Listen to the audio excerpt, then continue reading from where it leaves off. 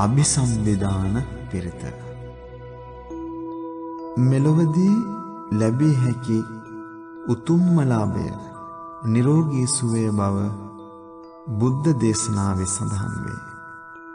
එබැවින් මෙම උතුම් අභිසම්විධාන පිරිත් දේශනය ශ්‍රවණය කිරීමෙන් ඒ ආනුභාවයෙන් ඔබට බලපාන නොඑක් ආකාරයේ සියලුම ලෙඩ දුක් දුරු වී නිදුක් නිරෝගී සුවය උදා වේවා.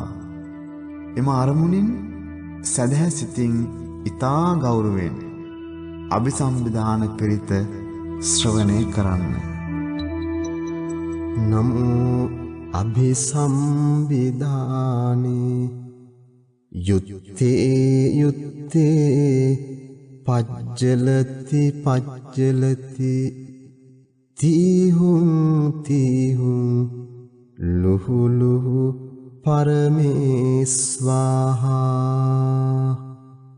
නමෝ සම්මා සම්බුද්ධේ යුත්තේ යුත්තේ පජ්ජලති පජ්ජලති තීහුං තීහුං ලුහු ලුහු පරමේස්වාහා.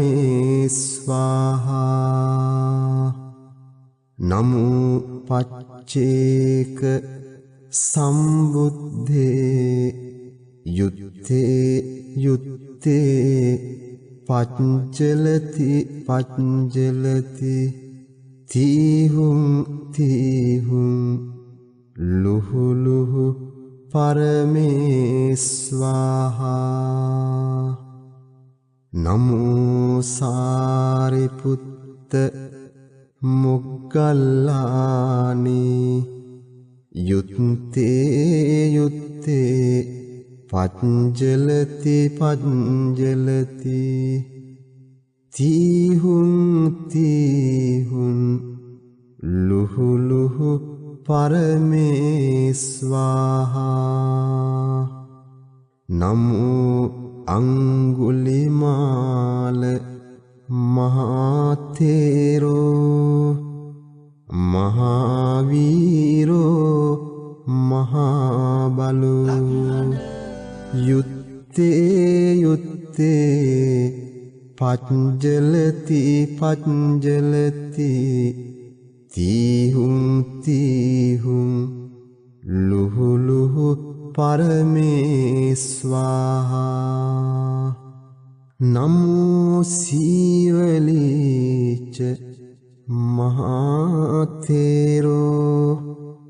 මහාකායෝ මහාලාභී යුත්තේ යුත්තේ පච්චලති පච්චලති තීහුං තීහුං ලුහු ලුහු පරමේස්වාහා. නමෝ සත්තතිංස බෝධිපක්ඛිය ධම්මා චත්තාරෝ සතිපට්ඨානා චත්තාරෝ ඉද්ධිපාදා චත්තාරෝ සම්මප්පදානා පංචින්ද්‍රියානි පංච බලානි සත්ත බොජ්ජංගානි අරියෝ අට්ඨංගිකෝ මග්ගෝ බුද්ධ මන්තං ච මන්තං ධම්ම මන්තං ච මන්තං සංඝ මන්තං ච මන්තං තුම්හාකං සම්බ රෝග සම්බ දෝස සම්බන්තරායා විනස්සන්තු. යුත්තේ යුත්තේ පච්චලති පච්චලති තීහුම් තීහුම් ලුහුලුහු පරමේස්වාහා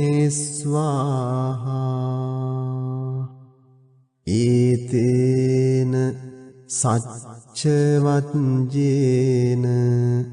සොත්තිතේ හෝතු සම්බදා ඒතේන සච්චවත්ජේන